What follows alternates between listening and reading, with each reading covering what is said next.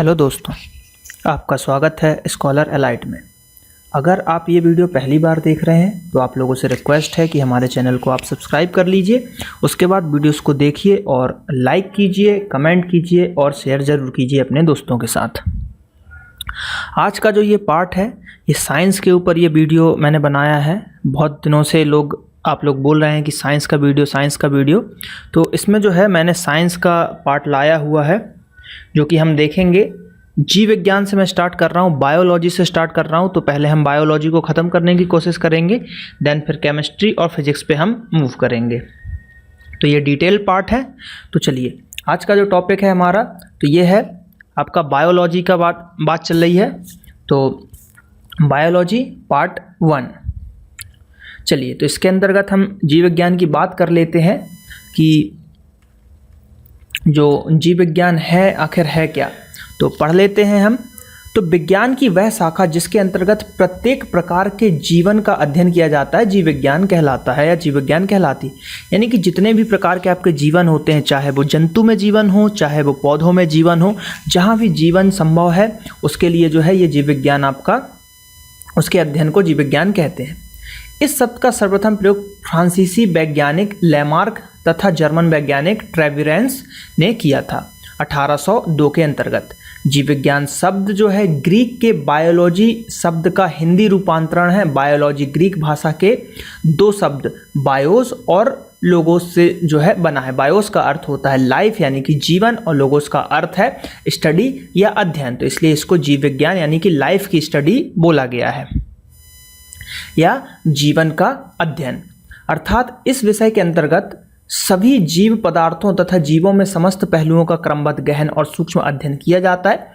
पृथ्वी पर जीवन दो प्रकार का है। एक जंतु जीवन यानी एनिमल लाइफ, एनिमल के अंतर्गत हम भी आ जाते हैं, मानव भी एनिमल के अंतर्गत आता है।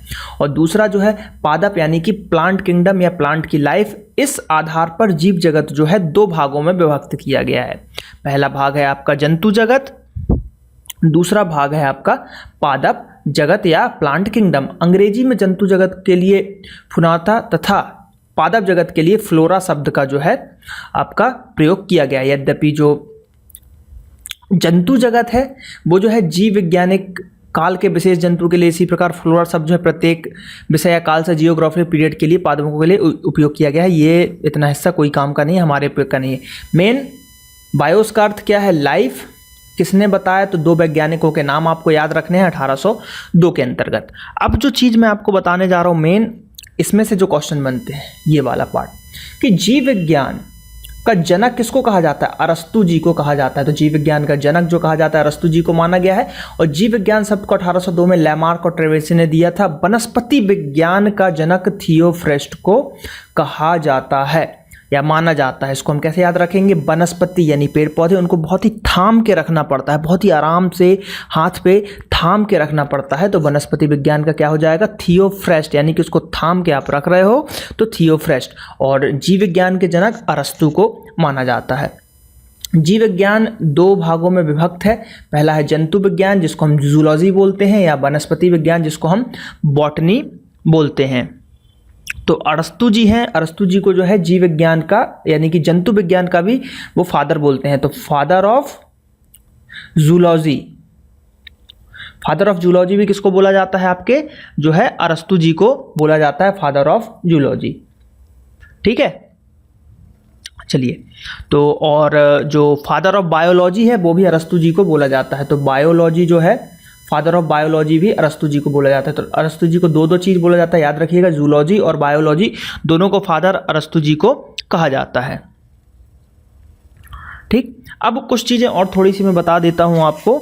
जैसे कि जो वर्गीकरण हुआ था, है ना, जीवधारियों का जो आपका वर्गीकरण हुआ था, तो उसके अंतर्गत जो है एक जो कैरोलस लीनियस करके साहब आए थे, कैरोलस, ठीक, लीनियस।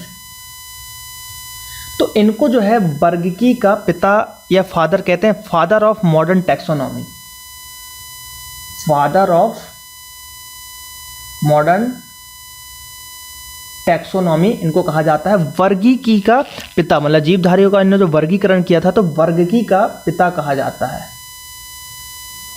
का पिता कहा जाता है इनको, ठीक है। तो ये आप याद रखिएगा। इन्होंने जो है इनकी एक जो पुस्तक थी उसमें इन्होंने बताया हुआ है कि पादप जगत यानी प्लांट किंगडम और जंतु किंगडम दो भागों में जो है विभाजित किया गया है। तो इन्होंने वर्गीकी का बताया हुआ था, ठीक है। चलिए बस ये इतने IMP थे। अब जो है हम बात करेंगे आज जो है कोशिका के ऊपर बात करेंगे, सेल की बात करेंगे, क्योंकि जीव विज्ञान में सेल का बहुत ही महत्व है। तो कोशिका की बात करते हैं तो कोशिका यानी कि सेल किसी जीव की संरचनात्मक एवं कार्यात्मक इकाई है, स्ट्रक्चरल एंड फंक्शनल यूनिट। सबसे छोटी, इसमें एक चीज और ऐड कीजिएगा, सबसे छोटी, सबसे छोटी, ये जरूर ऐड कीजिएगा कि सबसे छोटी जो है आधारभूत संरचनात्मक एवं कार्यात्मक इकाई है, ठीक है। Cell is the basic structural and functional unit of living, ठीक। ये बहुत ही इंपॉर्टेंट लाइन है, सीधे सीधे क्वेश्चन इसी से बन जाता है। बात करते हैं हम इसकी खोज की, तो सर्वप्रथम इसकी खोज जो की थी वो रॉबर्ट हुक ने की थी, ठीक है। उन्होंने अपने माइक्रोस्कोप में देखा था, कब, 1665 में। तो इसको हमने ऐसे याद किया है कि देखिए 1665 कोशिका भी जो है लगभग ऐसे हुक की तरह होती है। तो 1665 ये 6 देखिए हुक की तरह बन रहा है, तो 1665 में, और रॉबर्ट हुक ने इसकी खोज की थी। सजीव माध्यम में कोशिका की खोज जो है 1683 में एंटोनिमॉन ल्यूमेनहॉक नामक वैज्ञानिक ने कोशिका को प्रकाश सूक्ष्मदर्शी के द्वारा देखा था। इलेक्ट्रॉन सूक्ष्मदर्शी की खोज जो है नॉल एवं रस्का नामक वैज्ञानिक की थी। कोशिकाओं की बात करते हैं तो दो प्रकार की होती हैं, एक होता है अविकसित कोशिका और दूसरा होता है विकसित कोशिका। अविकसित और विकसित नाम से ही समझ में आ रहा है कि एक विकसित यानी पूरी तरीके से विकसित हो जाएगी, और दूसरी जो अविकसित रहेगी तो वो जो है थोड़ी कम विकसित रहेगी, या उसमें जो है कुछ चीज़ें आपके कम रहेंगे। तो यहाँ पे चलिए आगे हम डिस्कस करते हैं। तो ये जो हमने यहाँ पे डायग्राम लिया हुआ है ये एक प्लांट सेल यानी कि पादप कोशिका का डायग्राम, या आप फ्लो चार्ट बोल सकते हो, पादप कोशिका। तो इसके अंतर्गत जो है एक जीव द्रव्य होता है और कोशिका भित्ति होती है, यानी कि सेल वॉल होता है। जीव द्रव्य की बात करें तो कोशिका द्रव्य होता है जिसको हम साइटोप्लाज्म भी बोलते हैं, केंद्रक या न्यूक्लियस भी बोला जाता है।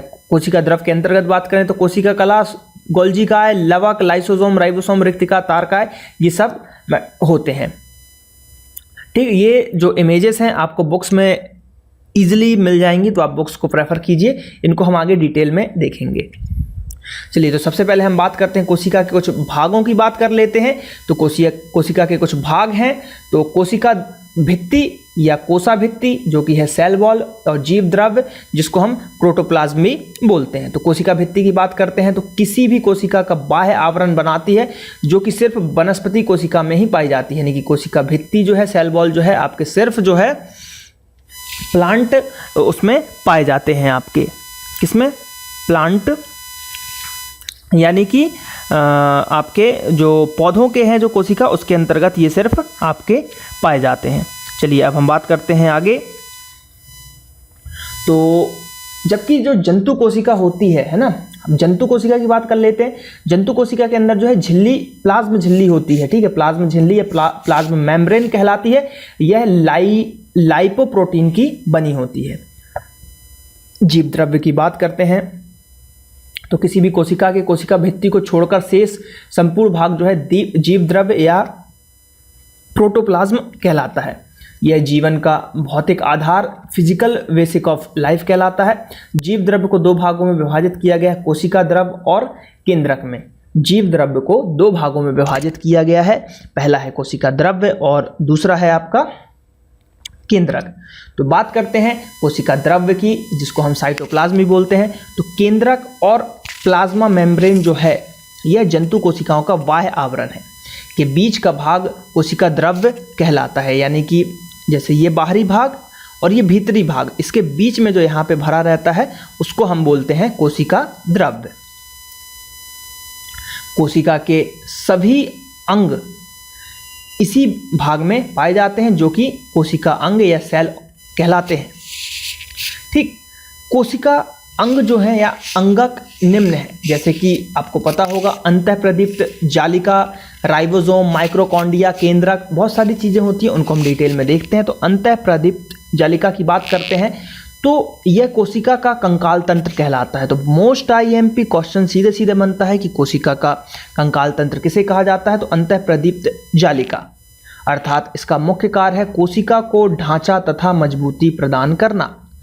इस पर राइबोसोम लगे होते हैं जो कि प्रोटीन का संश्लेषण करते हैं। तो क्वेश्चन यहाँ से ये बनता है कि राइबोसोम का कार्य क्या है, तो राइबोसोम का जो कार्य है प्रोटीन का संश्लेषण करना।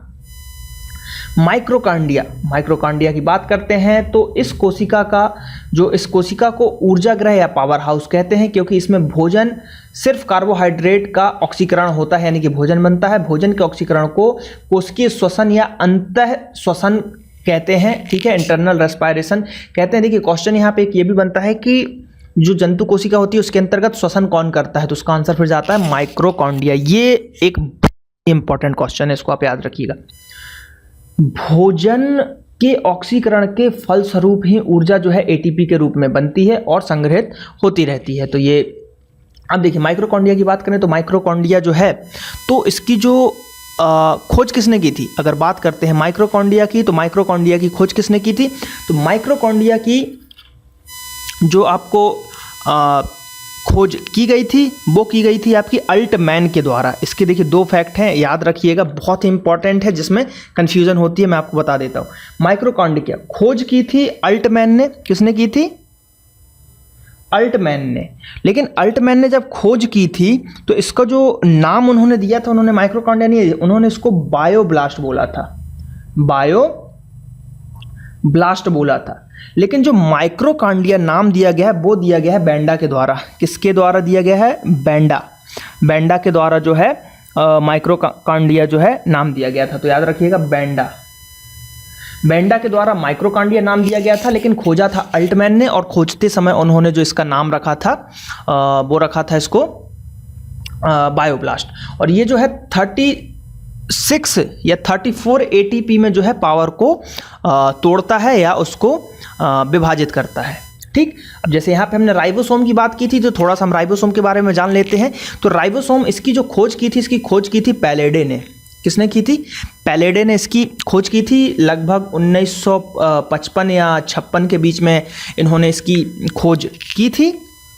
ये प्रोटीन की जो प्रोटीन का एक तरीके से आप बोल सकते हैं कि प्रोटीन की एक संग्रह होती है, बस प्रोटीन के लिए ही ये इम्पोर्टेंट होता है, ठीक है। चलिए अब बात करते हैं अगले पॉइंट की तरफ। तो लवक की बात कर लेते हैं। ये सिर्फ जो है पादप कोशिकाओं में जो है पाया जाता है। तो बात करते हैं तो ये 3 प्रकार के होते हैं, अवर्णी लवक, वर्णी लवक और हरित लवक। तो अवर्णी लवक की बात करते हैं तो ये पौधे के रंगहीन भागों में पाया जाता है। इनका मुख्य कार्य भोजन का संचय करना होता है। तो पौधे के रंगहीन भाग जैसे कि जड़, जहाँ पे सूर्य की लाइट नहीं पहुँचती, वो अवर्णी कहला जाएंगे। जैसे कि आलू, शकरकंद, गन्ना, यानी कि शरीर के अंदर जो रंगहीन, शरीर बोल रहा हूँ, पौधे के जो जैसे जड़ को आप देखेंगे तो वो सफ़ेद नहीं होता, वो रंगहीन होता है, पारदर्शी होता है।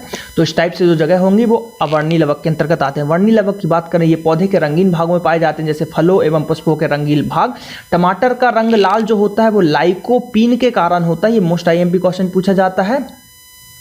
किसी प्रकार गाजर व मिर्च का रंग जो है कैरोरीन के कारण जो है आपका होता है। चुकंदर का लाल रंग बीटानिन के कारण होता है। बैगन का जो रंग होता है वो जैंथोसाइनिन के कारण होता है।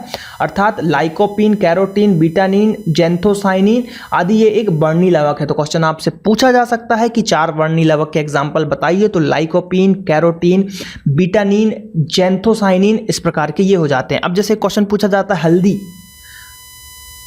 हल्दी जो है पीली किसके कारण होती है, तो वो होती है कुकुरमिन के कारण, ठीक। कुकुरमिन के कारण ये जो है हल्दी पीली होती है। तो इसको हम ऐसे याद रख सकते हैं, हल्दी आपने देखा होगा कुछ ऐसी टेढ़ी मेढ़ी रहती है हल्दी की गांठ, और कुरकुरे भी कुछ इसी टाइप का होता है। तो कुकुरमिन या कुरकुरे, इस टाइप से आप इसको याद कर सकते हैं, ठीक है। तो याद रखिएगा हल्दी का जो पीला रंग कुकुरमिन के कारण होता है। बात करते हैं हरित लवक की, तो इसे पादप कोशिका का रसोई घर या किचन रूम भी कहते हैं हरित लवक को। एक चीज और यहाँ पे, जो पत्तियों का पीला रंग होता है वो भी कैरोटीन या कैरोरीन के कारण होता है। कैरोटीन के कारण होता है पत्तियों का पीला रंग। अब बात करते हैं पौधे का हरा रंग इसी के कारण होता है। हरित लवक का मुख्य अवयव जो है क्लोरोफिल होता है, जिसमें मैग्नीशियम धातु पाई जाती है। इसका मुख्य कार्य सूर्य के प्रकाश की उपस्थिति में वायुमंडल से कार्बन डाइऑक्साइड यानी कि CO2 की उपस्थिति में भोजन का निर्माण करना होता है। नोट की बात करें तो लवक, जिसको हम प्लास्टिड भी बोलते हैं, केवल वनस्पति कोशिकाओं में पाए जाते हैं, जो कि मैंने यहाँ पे बताया था, पादप कोशिकाओं के अंदर पाए जाते हैं, यानी कि ये जो है जंतु कोशिका में नहीं पाए जाते। इंपॉर्टेंट है, क्वेश्चन ये पूछा जाता है कि लवक किस में पाए जाते हैं? जंतु कोशिका, ऑप्शन ए जंतु कोशिका, ऑप्शन बी पादप कोशिका, option C A+B, option D इनमें से कोई नहीं। तो आंसर जाएगा ऑप्शन बी पादप कोशिका। चलिए बात करते हैं लाइसोसोम की। तो लाइसोसोम, इसमें विभिन्न हाइड्रोलिक एंजाइम भरे होते हैं। इसका मुख्य कार्य भोजन को पचाना होता है। जब यह फट जाती है तो कोशिका को नष्ट कर देती है, जिसके कारण इसे कोशिका की आत्महत्या की थैली भी, सुसाइड बैग ऑफ सेल कहते हैं। मोस्ट IMP कहते हैं यह मुख्यतः जंतु कोशिका में पाई जाती है। यह कोशिका के अवशिष्ट पदार्थों, वेस्ट मटेरियल का अन्वेषण करती है। तो कुल मिला के जो लाइसोसोम की बात की जा रही है यहाँ पे, तो इसको जो है आत्महत्या की थैली कहते हैं। अब इसकी थोड़ी सी जानकारी ले लेते हैं कि इसकी खोज किसने की। तो इसकी खोज की थी D. डवे ने, D. डवे। तो इसको ऐसे याद कर सकते हैं आप कि जब कोई मरने जाता है, इसका कुछ आकार भी आपने अगर डायग्राम में देखा होगा तो कुछ इस टाइप का रहता है। ये ऐसा मुंह खुला रहता है, तो ये गड्ढे जैसी दिखती है। तो इसमें सब आके थैली में मरते जाते हैं, कूदते हैं गड्ढे में। तो डी डूबे, डूब के मर जाते हैं। तो इससे हम लाइसोसोम को ऐसे याद कर सकते हैं कि डूब के मर जाते हैं, डी डूबे। आत्महत्या की इसको थैली कहा जाता है। और ये जो है जीवाणु एवं विषाणु से जो है रक्षा करती है। राइबोसोम के बारे में हमने देखा था। इसकी जो राइबोसोम की खोज किसने की थी? पैलेडे ने की थी, लगभग 1955 के तहत। यह प्रोटीन निर्माण का कार्य करता है, इसलिए इसे प्रोटीन संश्लेषण का प्लेटफॉर्म या प्रोटीन फैक्ट्री, ठीक, प्रोटीन फैक्ट्री भी इसको कहा जाता है। सेंट्रोसोम की बात करते हैं तो यह केवल जंतु कोशिका के अंदर पाया जाता है और इसका मुख्य कार्य जो है कोशिका विभाजन में सहायता करना होता है। गोल्जी बॉडी या गोल्जी काय की बात करें तो इसे कोशिका का ट्रैफिक पुलिस भी कहा जाता है। मोस्ट IMP क्वेश्चन, बिल्कुल मत भूलिएगा, इसको जो है ट्रैफिक पुलिस भी कहा जाता है। ये क्वेश्चन बहुत IMP है। इसका मुख्य कार्य जो है वसा या फैट का संचय करना है और श्रावण करना है। अब बात करते हैं उपयुक्त, जो नोट में लिखा हुआ है कि सभी कोशिकांग जो है कोशिका द्रव्य के ही भाग हैं, ठीक है। ये कोशिका द्रव्य के सभी भाग आपके हो जाएंगे। बात करते हैं अब हम केंद्रक की। देखिए कोशिका द्रव और केंद्रक दो थे, तो दूसरे नंबर का है केंद्रक। केंद्रक की बात करते हैं तो इसे जो है कोशिका का डायरेक्टर या कंट्रोल कहा जाता है, ठीक है। इसकी खोज 1831 में रॉबर्ट ब्राउन ने की थी। आप अगर कभी भी डायग्राम देखेंगे केंद्रक का तो इस टाइप का रहेगा और ये ब्राउन या रेड कलर से बना रहता है, कलरफुल डायग्राम में, तो इसलिए हम इसको ब्राउन से याद कर सकते हैं। तो रॉबर्ट ब्राउन ने इसका खोज किया था। यह कोशिका के बीच में स्थित होता है। यह कोशिका के सभी कार्यों पर नियंत्रण रखता है। केंद्रक छिद्रयुक्त झिल्ली से घिरा होता है, जिसे केंद्रक झिल्ली कहते हैं। केंद्रक के दो भाग होते हैं, केंद्रिका तथा केंद्रक द्रव्य। DNA और RNA केंद्रिक द्रव्य में पाए जाते हैं। तो क्वेश्चन ये पूछा जाता है एक कि DNA, SSC का फेवरेट क्वेश्चन, चाहे वो आपका CGL हो, चाहे 10+2 हो, चाहे मल्टीटास्किंग हो, DNA + RNA किस में पाया जाता है? तो वो पाया जाता है आपका केंद्रक में। अब केंद्रक में भी कहाँ? तो केंद्रक के द्रव्य में पाया जाता है। DNA और RNA दोनों ही पाया जाता है। तो ये मोस्ट IMP क्वेश्चन है एग्जाम की दृष्टि से। बात करते हैं कुछ IMP चीज़ों की। तो सबसे छोटी कोशिका की बात करें तो प्लूरोनियोनिया, PPLU इसको कहा जाता है, सबसे छोटी कोशिका। और सबसे बड़ी कोशिका की बात करें तो शुतुरमुर्ग के अंडे की होती है, ठीक, शुतुरमुर्ग के अंडे की होती है सबसे बड़ी कोशिका। सबसे लंबी कोशिका की बात करें तो तंत्रिका कोशिका या तंत्रिका तंत्र होता है, ठीक। कोशिका में पाए जाने वाले कुछ विभिन्न अवयव की बात कर लेते हैं तो सबसे ज़्यादा होता है जल, फिर होता है प्रोटीन, फिर होता है कार्बोहाइड्रेट, देन वसा, DNA, RNA, कार्बनिक पदार्थ और अकार्बनिक पदार्थ। इन सबसे मिलकर जो है कोशिका के अवयव बनते हैं। बात करते हैं कोशिका में पाए जाने वाले कुछ विभिन्न तत्व। तो ऑक्सीजन, कार्बन, हाइड्रोजन, नाइट्रोजन। तो इसको हमने कुछ एक तरीके का ट्रिक बनाया है कि OC है ना, तो ये बढ़ते क्रम में रहेगा। तो सबसे ज़्यादा रहेगा आपका ऑक्सीजन, फिर रहेगा कार्बन, फिर रहेगा आपका हाइड्रोजन और फिर रहेगा नाइट्रोजन। तो OC है ना, कोई फिक्र ही नहीं है, कोशिका में पाए जाने वाले तत्व तो ओसी है ना, तो सबसे ज़्यादा ऑक्सीजन, फिर सी से कार्बन, है से हाइड्रोजन और ना से नाइट्रोजन, देन उसके बाद आपका कैल्शियम और सोडियम। बात करते हैं अगले पॉइंट की, तो कोशिका के अध्ययन को कोशिका विज्ञान या साइटोलॉजी कहा जाता है। ये भी एक आईएमपी क्वेश्चन हो जाएगा आपका कि कोशिका के विज्ञान मतलब कोशिका विज्ञान या साइटोलॉजी किसको कहा जाता है, तो कोशिका के अध्ययन को साइटोलॉजी कहा जाता है। तो ये कुछ आईएमपी चीज़ें हैं, इनको आप जरूर याद रखिएगा। बात कर लेते हैं अब हम कोशिका विभाजन की, सेल डिवीजन। तो कोशिका विभाजन की प्रक्रिया की जानकारी सर्वप्रथम 1855 में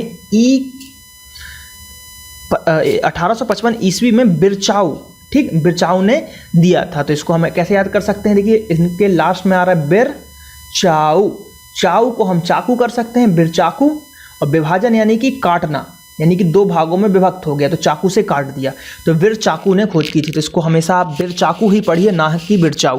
तो कोशिका विभाजन की जो बात करें, बिरचाकू ने किया था, तो बिरचाऊ या बिरचाकू ने कोशिका को विभाजन कर दिया था। तो कोशिका जो है विभाजन जो है 3 तरीके से होता है। पहला होता है असूत्री विभाजन, ठीक, और दूसरा होता है समसूत्री विभाजन, फिर अर्धसूत्री विभाजन, ये सब हम देखेंगे। तो बात करते हैं सबसे पहला आसूत्री विभाजन की, तो जीवाणु, नीलहरित, शैवाल, ईस्ट, अवीमा तथा कुछ अन्य प्रोटोजोआ आदि जिनमें अविकसित कोशिकाएं होती हैं उनमें आसूत्री विभाजन होता है। यानी कि जिसमें जो है अविकसित कोशिकाएं, देखिए हमने कोशिकाएं 2 प्रकार की देखी थी, एक अविकसित देखी थी और एक जो है विकसित देखी। तो यहाँ पे जिसमें अविकसित कोशिकाएं होती हैं उनमें जो है आसूत्री विभाजन होता है। समसूत्री विभाजन की बात करते हैं तो समसूत्री विभाजन सिर्फ कायिक कोशिका या सोमेटिक सेल्स में ही होते हैं। बात करते हैं 1882 में वाल्टर फ्लेमिंग द्वारा कोशिका के इस विभाजन को समसूत्री विभाजन का नाम दिया गया था। तो क्वेश्चन ये बोला जा सकता है कि समसूत्री विभाजन जो है किसके द्वारा बोला गया था, तो वाल्टर फ्लेमिंग के द्वारा समसूत्री बोला गया था। समसूत्री विभाजन जो है इसमें इंटरफेज, प्रोफेज, मेटाफेज, एनाफेज तथा टेलोफेज जैसी 5 अवस्थाएं संपन्न होती है। तो ये मोस्ट आईएमपी क्वेश्चन बनता है कि समसूत्री विभाजन कितने अवस्थाओं में पूरी होती है। तो समसूत्री विभाजन जो है 5 अवस्थाओं में कंप्लीट होती है। कौन कौन सी? इंटरफेज, प्रोफेज, मेटाफेज, एनाफेज तथा टेलोफेज। ठीक, अगला पॉइंट, 2 कोशिका विभाजनों के बीच की वह अवधि जिसमें कोशिका स्वयं को विभाजन के लिए तैयार करती है उसको इंटरफेज कहते हैं। यानी कि जो 2 कोशिका है उसके बीच में जो बीच की जो अवधि होती है इसमें कोशिका स्वयं को विभाजन के लिए तैयार, यानी कि अपने आप को प्रिपेयर कर रही है कि अब हाँ हमको विभाजित होना है, तो उसको इंटरफेज कहते हैं। प्रोफेज विभाजन की प्रथम अवस्था होती है। इसके अंतर्गत केंद्रक जो है विलुप्त होता जाता है, यानी कि जो ये केंद्रक है ना कुछ इस टाइप का, वो थोड़ा जैसे इतना बड़ा होगा तो अब वो छोटा होकर थोड़ा लंबा हो जाएगा, ऐसा होता जाएगा। फिर गुणसूत्र की बात करते हैं। गुणसूत्र की अगर हम बात करते हैं तो गुणसूत्र मध्य रेखा पर मेटाफेज में आते हैं। गुणसूत्र जो है मध्य रेखा पर मेटाफेज में आते हैं। एनाफेज सबसे कम अवधि 2 से 3 मिनट के लिए संपन्न होने वाली अवस्था, इसमें क्रेमेटेड यूवी या एल की आकृति में हो जाता है। तो सबसे ये भी एक आईएमपी क्वेश्चन कि इन 5 भागों में या जो 5 प्रोसेस हो रही है सबसे कम समय के लिए कौन सा होता है, तो वो होता है आपका एनाफेज, जो कि 2 से 3 मिनट में समाप्त हो जाता है। समसूत्री विभाजन की अंतिम अवस्था को टेलोफेज कहते हैं। मतलब इसके अंतर्गत जो है केंद्रक 2 भागों में विभक्त हो जाता है और फिर वो 2 हिस्सों में आपके बढ़ जाएंगे। चलिए बात करते हैं समसूत्री विभाजन के परिणाम स्वरूप एक जनक कोशिका से 2 संतति कोशिकाओं का जन्म होता है। समसूत्री विभाजन की बात करते हैं तो समसूत्री विभाजन के परिणाम स्वरूप बने प्रत्येक संतति कोशिका में गुणसूत्रों की संख्या जनक कोशिका के समान होती है। समसूत्री विभाजन के कारण जीवों में वृद्धि एवं विकास होता है तथा कुछ सूक्ष्म जीवों में इसी विभाजन के कारण अलैंगिक प्रजनन की भी क्रिया होती है। समसूत्री विभाजन की बात करते हैं तो समसूत्री विभाजन द्वारा शरीर में नवीन कोशिकाओं का निर्माण होता है और इस प्रकार शरीर की मरम्मत होती है, घाव भरे जाते हैं। तो मोस्ट आईएमपी क्वेश्चन, ये लास्ट वाला मोस्ट आईएमपी है। शरीर के घाव या शरीर के कोशिकाओं की मरम्मत किसके द्वारा होती है, तो समसूत्री विभाजन के द्वारा ही हमारे शरीर में कटे फिटे जो भी निशान वगैरह, घाव वगैरह जो भरे जाते हैं, समसूत्री विभाजन के द्वारा जो है ये सेल्फ रिपेयर हो जाते हैं। बात करते हैं अर्धसूत्री विभाजन की, तो इसे जो है न्यूनकारी विभाजन भी कहते हैं। इस विभाजन का नाम जो है माइटोसिस 1900 जो है 1905 ईस्वी में फॉर्मर तथा मूरेरे ने रखा था। तो ये आईएमपी है कि इसका नाम जो है अर्धसूत्री विभाजन किसने रखा था, तो फॉर्मर तथा मूरे ने। अर्धसूत्री विभाजन की ओर जो बीज मैन द्वारा की गई थी, ठीक, तथा इसका जो सर्वप्रथम विस्तृत अध्ययन 1888 में किया गया था वो स्ट्रॉसबर्गर ने किया था। यह विभाजन सिर्फ जनन कोशिकाओं में यानी सेक्स सेल्स के अंतर्गत होता है। अर्धसूत्री विभाजन की 2 अवस्थाएं होती है, अर्धसूत्री फेज 1 और अर्धसूत्री फेज 2। फेज 1 के अंतर्गत 4 अवस्थाएं होती हैं, वही प्रोफेज, मेटाफेज, एनाफेज तथा टेलोफेज। ठीक, अब यहाँ पे एक चीज़ जो है मैं आपको बताना चाह रहा हूँ, जो स्लाइड या पीपीटी के अंतर्गत ऐड नहीं हो पाया है, थोड़ा सा वो कोशिका सिद्धांत या जिसको हम सेल थ्योरी बोलते हैं, तो थोड़ा सा समझ लीजिए, इसको लिख लीजिए।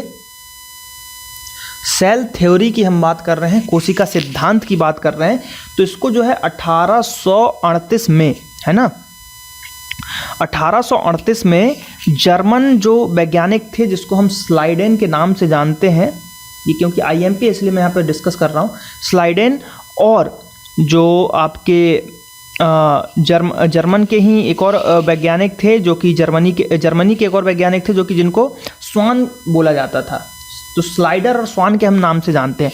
तो कोशिका सिद्धांत का प्रतिपादन किसने किया था? तो स्लाइडेन और स्वान। तो क्वेश्चन यही आता है कि कोशिका सिद्धांत यानी कि सेल थ्योरी का प्रतिपादन किसने किया था?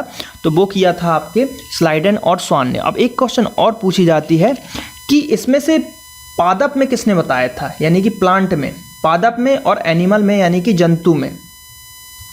तो पादप में बताया था स्लाइडेन ने और जंतु में बताया था स्वान ने। तो इसको हम कैसे याद रखेंगे? एक याद कर लीजिए, दूसरा अपने आप याद हो जाएगा। सिर्फ 2 हैं, जंतु और पादप। अब स्लाइडेन का कुछ रूल नहीं बनता तो हमने जंतु पे उठाया, जंतु स्वान। आपने देखा होगा कि भाई विद्यार्थी के 5 जो गुण बताए जाते हैं या उसमें लक्षण होने चाहिए, है ना, काकचेष्टा, बकोध्यानम, स्वान निद्रा। तो स्वान निद्रा है ना, अल्पाहारी, ग्रह त्यागी। तो स्वान निद्रा यानी स्वान का मतलब क्या होता है? कुत्ता। तो कुत्ता एक आपका एनिमल है, जानवर है। तो स्वान ने बताया जंतु के अंतर्गत। ठीक, बनी सी बात है, नाम है स्वान, स्वान ने बताया जंतु की तरफ। और बस एक बचा कौन? स्लाइडेन, तो उसने पादप में बता दिया। बस इतना ही आपको याद रखना है। सेल थ्योरी 1838 में स्लाइडेन स्वान ने दी, लेकिन पूछा जाता है कि पादप में किसने दी? तो स्लाइडेन ने दी। और जंतु में किसने दी? तो वो दी आपकी स्वान ने। बस यही इतना था सेल के अंतर्गत। अब हम कुछ आईएमपी फैक्ट देख लेते हैं, जो ये मैंने लिया हुआ है, तो देख लेते हैं। कोशिका में जीव द्रव्य पाया जाता है जिसे वैज्ञानिक हैक्सले ने जीवन का भौतिक आधार बताया है। जीव द्रव्य में सर्वाधिक मात्रा में जल पाया जाता है। ठीक, सर्वाधिक मात्रा में जल पाया जाता है, लगभग 90% जो है या 95% आपका जल होता है। और जबकि अकार्बनिक पदार्थों के रूप में सर्वाधिक मात्रा में प्रोटीन पाया जाता है। लाइसोसोम का मुख्य कार्य होता है भोजन का पाचन। ठीक, और आत्महत्या की थैली भी बोलते हैं। लाइसोसोम को कोशिका का एटम बम भी कहा जाता है। एक नया शब्दावली या वर्ड मिला है, याद रखिएगा। लाइसोसोम को कोशिका का पाचक थैला माना जाता है, जिसमें जल अपघटनीय एंजाइम पाए जाते हैं जिसके द्वारा वे बाह्य और अंतर कोशिका पाचन में सहायता करते हैं। प्रोटीन संश्लेषण का प्लेटफॉर्म जो है उसको हम राइबोसोम के नाम से जानते हैं। वसा कहाँ पे संचय होता है? तो वो गोल्जी इकाई के अंतर्गत होता है। डीएनए होते हैं वो कोशिका केंद्रक द्रव्य में होते हैं, यानी कि केंद्रक के अंदर भी हो सकता है या केंद्रक द्रव्य के अंदर होगा। कोशिका की आत्महत्या थैली लाइसोसोम को कहा जाता है। गाजर एवं मिर्च का जो रंग होता है वो कैरोटीन के कारण होता है। भोजन सिर्फ कार्बोहाइड्रेट, मतलब भोजन जो है सिर्फ कार्बोहाइड्रेट का ऑक्सीकरण कहाँ पे होता है? तो माइक्रोकॉन्ड्रिया, जिसको पावर हाउस कहते हैं। 34 ATP में यहाँ पे जो है ग्लूकोज को तोड़ा जाता है। कोशिका का ग्रह हाउस माइक्रोकॉन्ड्रिया को बोला जाता है। जीवन का भौतिक आधार जीव द्रव्य है। टमाटर का लाल रंग लाइकोपीन के कारण होता है। पर्णहरिम में कौन सा तत्व पाया जाता है? तो मैग्नीशियम पाया जाता है। प्रकृति की सबसे बड़ी कोशिका की बात करें तो शुतुरमुर्ग के अंडे की होती है, जबकि सबसे छोटे कोशिका की बात करें तो माइकोप्लाज्मी कहा जाता है, जो एक जंतु कोशिका है, जीवाणु कोशिका है, सॉरी। कोशिका का सबसे छोटा कोशिकांग राइबोसोम होता है। ये एक आईएमपी फैक्ट मिला कि कोशिका का सबसे छोटा कोशिकांग राइबोसोम होता है। जंतु कोशिका का सबसे बड़ा कोशिकांग जो है केंद्रक होता है, जबकि पादप कोशिका का सबसे बड़ा कोशिकांग लवक या प्लास्टिड होता है, जो हमने 3 प्रकार के देखे थे, वर्णी, आवर्णी। ठीक, ये जो देखे थे उसके अंतर्गत। मनुष्य के शरीर की सबसे लंबी कोशिका की बात करते हैं तो तंत्रिका तंत्र होती है। ठीक है, नर्वस सिस्टम जो होता है उसका जो सेल होता है या न्यूरॉन जिसको हम बोलते हैं, तो वो आपका होता है। ठीक है, तो ये कुछ आईएमपी जो है पॉइंट्स थे जो एग्जाम में पूछे जाते हैं, तो उसको मैंने यहाँ पे कवर किया है। चलिए, तो यहाँ पे ये साइंस का जो बायोलॉजी का पहला पार्ट था जिसके अंतर्गत मैंने स्टार्ट किया है साइंस, तो इसको भी जल्द से जल्द हम कोशिश करेंगे ख़त्म करने की।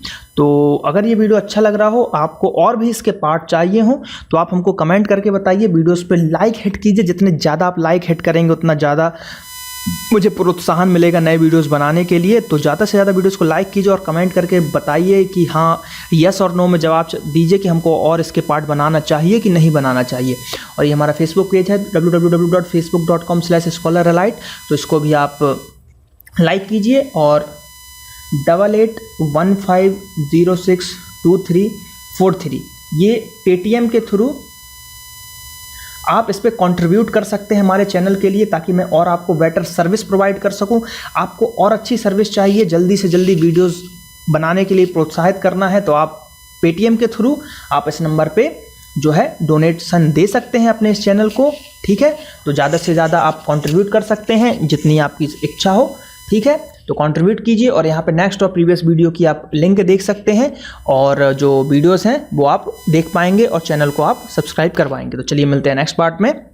धन्यवाद।